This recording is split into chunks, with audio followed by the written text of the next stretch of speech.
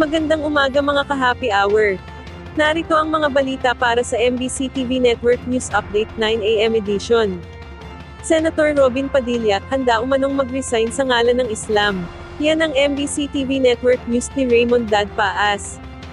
Nang gagalaiti kahapon na tumayo sa Senate plenary si Senator Robin Padilla upang iparating ang kanyang reklamo na wala man lang nagtanggol sa kanya sa report na lumabas sa isang online news portal na siya ay naka-middle o dirty finger habang sila ay kumakanta ng lupang hinirang.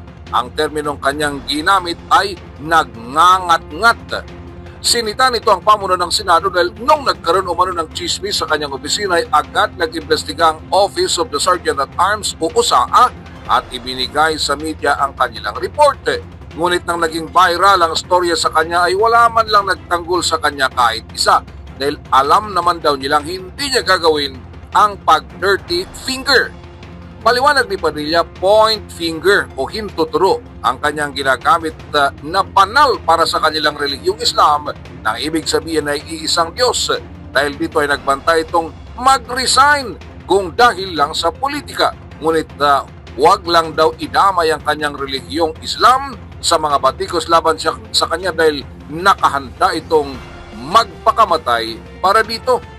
Ang tanong ko po, meron po ba tayong tinititigan sa tinitingnan dito?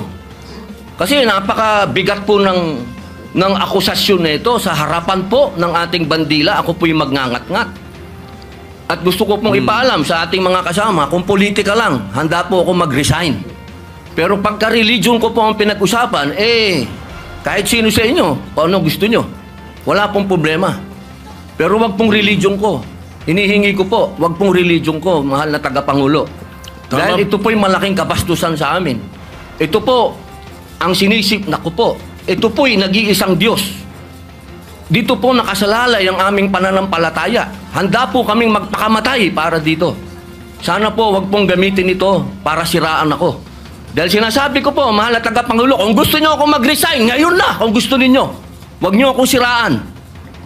Si Senate President Tito Soto nang humingi ng paumanhin sa kanya sa pagsasabing kanyang tinignan ang larawan at hintuturo naman talaga ang kanyang ginamit at hindi ang kanyang dirty finger. Payo ng Pangulo ng Senado ay patawarin ng online news portal na gumawa ng storya laban sa kanya.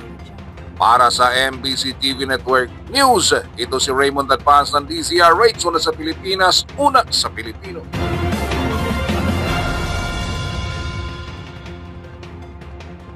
Sa MBC TV Weather Update, low alert status itinaas ng NDRRMC kasunod ng banta ng Tropical Depression Mirasol. Nakataas na ang low alert status ng National Disaster Risk Reduction and Management Council lalo na sa kanilang Operations Center bilang paghahanda sa masamang panahon dulot ng Tropical Depression Mirasol. Ayon kay Office of Civil Defense Administrator at NDRRMC Executive Director Undersecretary Harold Cabreros, playo ng pagtataas ng alerto na pabilisin ang responde sa mga mangangailangan sa gitna ng masamang panahon. Batay sa pagtaya ng OCD, maaaring magdala ng malawakang malakas na ulan ang TD Mirasol at iba pang weather disturbance sa mga susunod na araw na posibleng magdulot ng pagbaha, landslide, at iba pang kalamidad sa iba't ibang bahagi ng bansa. Kasunod nito, muling ipinanawagan ng OCD sa publiko na gawin ang ibayong pag-iingat buhat sa mga inaasahang malalakas na pag-ulan at mga hazard na dulot ng masamang panahon. Samantala, nakaantabay rin ang NDRRMC Response Cluster at nakaposisyon na ang relief goods at mga tauhan para sa mabilis na pagresponde.